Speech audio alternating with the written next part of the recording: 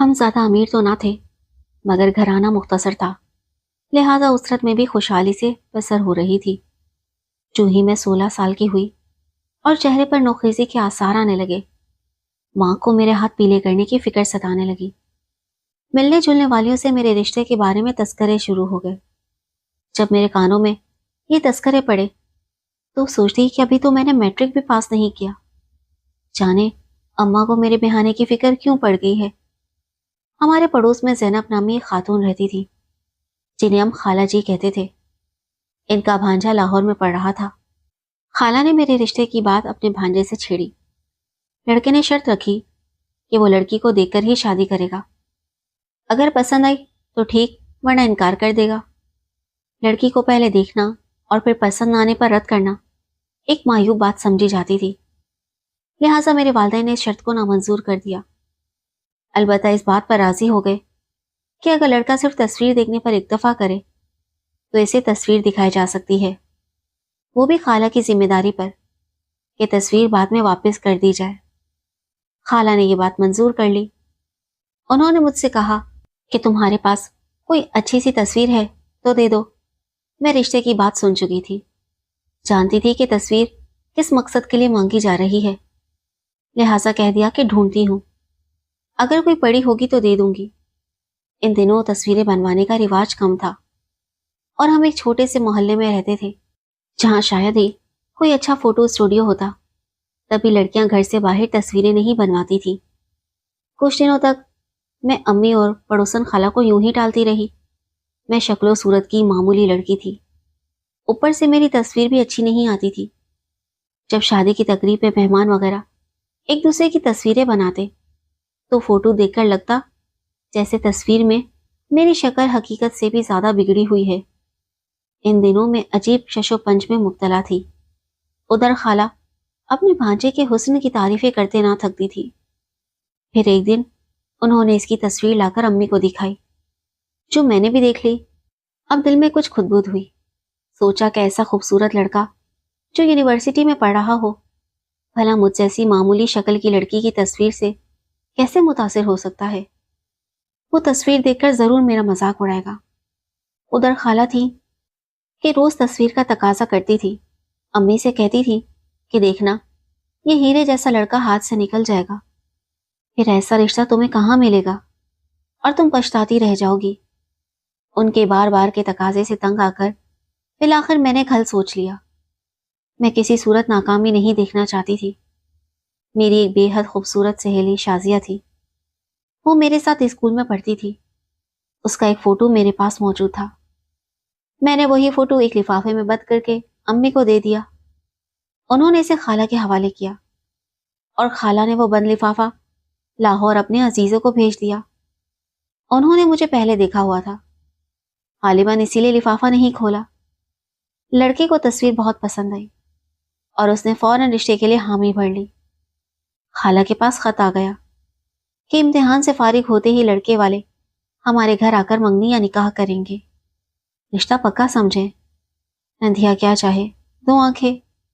میرے والدین کی طرف سے بھی ہاں ہو گئی۔ امی اس قدر خوش ہوئی کہ فوراً جہیز کے جوڑے سینے بیٹھ گئی۔ میں دل ہی دل میں شادہ تھی کہ یہ ترکیب تو کارگر ہو گئی۔ اب جناب جب وہ گھونگھٹ اٹھا کر میری صورت دیکھیں گے تو چکرا جائیں گے، تب کیا ہوگا؟ خود کو تسلی دیتی کہ میں حالات سنبھال لوں گی، اتنا تو مجھ میں اعتماد تھا۔ 2 ماہ بعد میری شادی کی تاریخ رکھ دی گئی اور 4 ماہ بعد میں سجاد کے ساتھ بیاہ کر سسرال چلی گئی۔ سہاگ رات سجاد نے بڑی آرزوؤں کے ساتھ میرا گھونگھٹ اٹھایا۔ جو تصویر والی صورت انہوں نے دل میں بسا رکھی تھی میں اس سے قطعی مختلف تھی۔ وہ ٹھنڈی آہ بھر کر رہ گئے۔ شریف اور عزت دار خاندان سے تعلق رکھتے تھے۔ میرے والدین کی عزت کو مد نظر رکھا اور اپنے خاندان کا پاس بھی۔ پھر یہ بھی چاہتے تھے کہ لڑکی کا دل نہ ٹوٹے۔ نکاح ہو چکا تھا، میں رخصت ہو کر ان کے گھر آ چکی تھی۔ شادی مذاق نہیں ہوتی کہ اسی رات مجھے اپنی خوابگاہ سے نکال دیتے۔ ایک 16-17 برس کی لڑکی 16 سنگھار کیے ان کے سامنے سر جھکائے بیٹھی تھی۔ صبر کے سوا چارہ نہ تھا۔ انہوں نے صبر کر لیا۔ اس میں انہوں نے اللہ کی رضا اور اپنی بہتری سمجھی۔ میں بھی کوئی اتنی بدصورت نہ تھی، معمولی صورت سے کچھ بہتر ہی تھی، اور ویسے بھی معمولی صورت کی لڑکیاں جب دلہن بنتی ہیں تو وہ بھی بہت خوبصورت لگنے لگتی ہیں۔ میں بھی دلہن بن کر خاصی دلکش لگ رہی تھی، تبھی انہوں نے مجھے قبول کر لیا۔ البتہ مجھ سے پوچھا ضرور کہ یہ تصویر تمہارے گھر والوں نے غلطی سے بھیجی تھی یا خالہ جی نے ایسا کیا؟ میں نے کہا کہ یہ میں نے کیا تھا، کیونکہ جب خالہ نے آپ کی تصویر دکھائی تو وہ میرے دل پر نقش ہو گئی تھی۔ میں چاہتی تھی کہ آپ مجھے ہر صورت قبول کر لیں، اسی لیے سچ سے کام لیا۔ سجاد نے کہا کہ اگر میں اس دھوکے کو قبول نہ کرتا تو؟ میں نے کہا کہ میری قسمت اچھی تھی کہ آپ نے قبول کر لیا، اب معاف بھی کر دیں۔ سجاد نے کہا کہ چلو معاف کیا، تم بھی کیا یاد کرو گی کہ کس رئیس سے پالا پڑا ہے۔ میں نے پوچھا کہ کیا آپ کے گھر والوں نے وہ تصویر دیکھی تھی؟ انہوں نے کہا کہ نہیں، میں نے انہیں نہیں دکھائی تھی، یہ بات یوں ہی نہیں کہی گئی تھی۔ سچ یہی تھا کہ ان کا سلوک میرے ساتھ بہت اچھا تھا، ہم میاں بیوی ہنسی خوشی رہنے لگے، مگر پھر بھی ان کو ایک کرید سی رہتی۔ وہ اکثر کہتے کہ کاش اس پری کو ایک نظر دیکھ سکتا جس کی تصویر میرے خیالوں میں بس گئی ہے۔ میں ان کی بات مذاق میں ڈال دیتی تھی، یہی سمجھتی تھی کہ مذاق کر رہے ہیں۔ یوں میری شادی کو 6 سال گزر گئے، میں ایک بچے کی ماں بن چکی تھی، مگر سجاد اب بھی کبھی کبھار اس تصویر والی لڑکی کا ذکر چھیڑ دیتے۔ اتفاق سے ایک روز شازیہ ہمارے گھر آ گئی۔ اس کے بھائی کا تبادلہ لاہور ہو گیا تھا، اس لیے ان کا کنبہ یہاں منتقل ہو گیا۔ شازیہ کو جب پتا چلا کہ میرا گھر بھی لاہور میں ہے تو اس نے امی سے پتہ لیا اور ایک دن ہمارے گھر آ پہنچی۔ اسے دیکھ کر میں حیران رہ گئی، وہ پہلے سے بھی زیادہ خوبصورت ہو چکی تھی۔ میٹرک کے بعد میں تو گھر بیٹھ گئی تھی، مگر اس نے تعلیم جاری رکھی اور گریجویشن مکمل کیا۔ تعلیم نے اس کی شخصیت میں نکھار پیدا کر دیا تھا اور اس کا لباس اور انداز بھی بہت باوقار ہو گیا تھا۔ ہم برسوں بعد ملے تھے، باتوں میں اس قدر محو تھے کہ کب سجاد گھر آ گئے پتہ ہی نہ چلا۔ آتے ہی ان کی نظر شازیہ پر پڑی اور وہیں ٹھہر گئی۔ وہ ہکا بکا اسے دیکھنے لگے اور بے اختیار ان کے منہ سے نکلا کہ ارے یہ تو وہی ہے، تصویر والی۔ شازیہ کو اس قصے کا علم نہ تھا، لیکن جب سجاد نے اسے تصویر والی کہا تو میں نے ہنستے ہنستے شازیہ کو پوری بات بتا دی اور اسے معذرت بھی کی۔ کہا کہ اگر تمہاری تصویر کا سہارا نہ لیتی تو آج سجاد جیسے شوہر کی بیوی کیسے بنتی۔ شازیہ بولی کہ واقعی تم خوش قسمت ہو، سجاد جیسے اعلیٰ تعلیم یافتہ افسر کی بیوی بن گئی، اور ہمیں دیکھو کہ اچھی صورت کے ہوتے ہوئے بھی ابھی تک رشتے کے انتظار میں بیٹھے ہیں۔ سجاد نے کہا کہ نصیب اپنا اپنا، یہ نصیب کا نہیں تصویر کا کمال ہے۔ میں نے کہا کہ سب کچھ تصویر کی بدولت ہے، جو کچھ آج مجھے حاصل ہے۔ سجاد بولے کہ مگر ہمیں تصویر والی حاصل نہ ہوئی، یہ ہے ہماری قسمت۔ اس کے لہجے کی سنجیدگی کو ہم دونوں نے ایک ساتھ محسوس کیا، مگر خاموش رہے۔ بات آئی گئی ہو گئی۔ شازیہ ہر دوسرے تیسرے دن ہمارے گھر آنے لگی۔ میرے شریک زندگی بھی میری سہیلی سے گھل مل گئے۔ میرے دل میں کبھی کوئی شک پیدا نہ ہوا، دونوں دل سے مجھے چاہتے تھے۔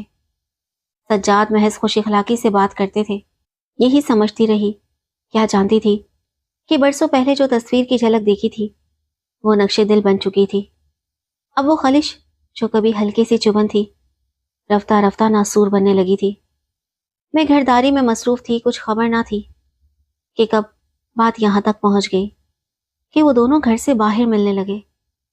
جب سجاد نے کہنا شروع کیا کہ مجھے اب تم دوسری شادی کی اجازت دو ورنہ میں پاگل ہو جاؤں گا، پہلے پہل میں نے ان کے اس مطالبے کو بالکل بھی سنجیدگی سے نہیں لیا۔ وہ اصرار پر اتر آئے، میں ٹالتی رہی، یہی کہتی تھی کہ مذاق مت کریں، یہ آج کل آپ کیسی باتیں کرنے لگے ہیں۔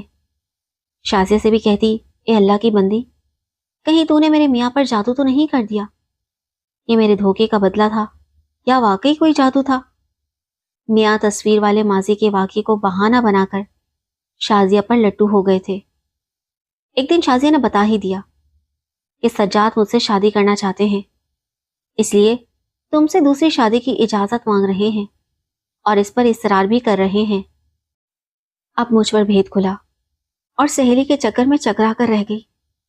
میں نے کہا میرے گھر مت آیا کرو پلیز، مجھ پر مہربانی کرو، میں تمہاری بچپن کی دوست ہوں، تمہیں اسے پرانی دوستی کا واسطہ دیتی ہوں، تم آتی رہو گی تو ان کا دماغ یوں ہی گھومتا رہے گا۔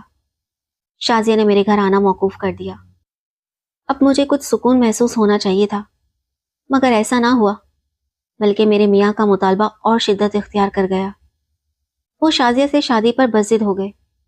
یہ نہیں کہ میں بانجھ تھی، میری ایک بیٹی تھی، اگر بانجھ ہوتی تو وہ اولاد کا بہانہ بنا کر دوسری شادی کا جواز پیش کر سکتے تھے، تب شاید رشتہ دار بھی ان کا ساتھ دیتے، لیکن یہ تو وہ جادو تھا جو سر چڑھ کر بولتا ہے۔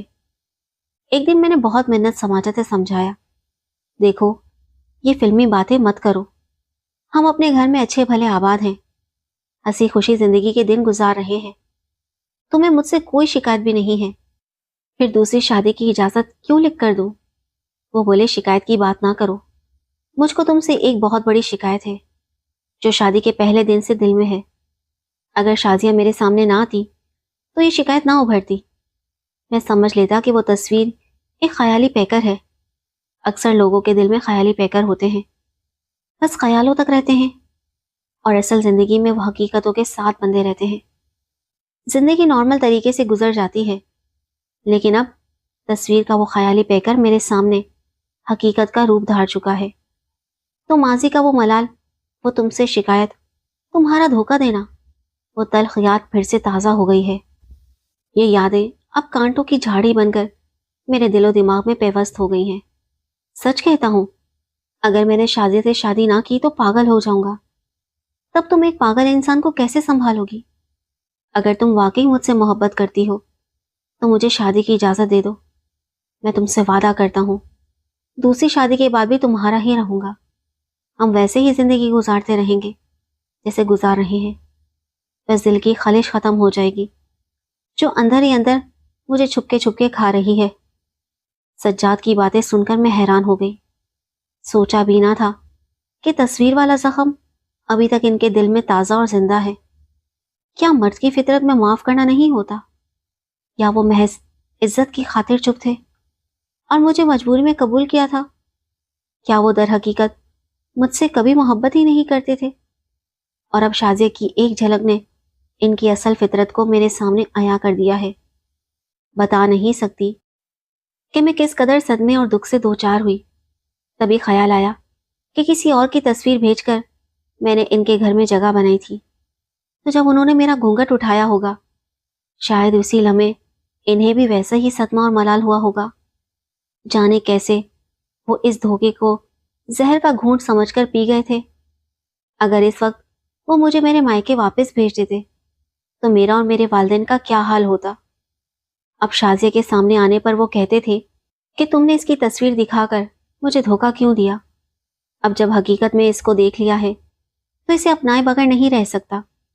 وہ تو برسوں سے میرے خیالوں میں تھی، میں نے کئی بار اپنے دل کو مضبوط کیا کہ لکھ کر دے ہی دیتی ہوں انہیں دوسری شادی کی اجازت، مگر ہمت نہ کر سکی اور بالآخر اٹھ کر مائکے چلی آئی۔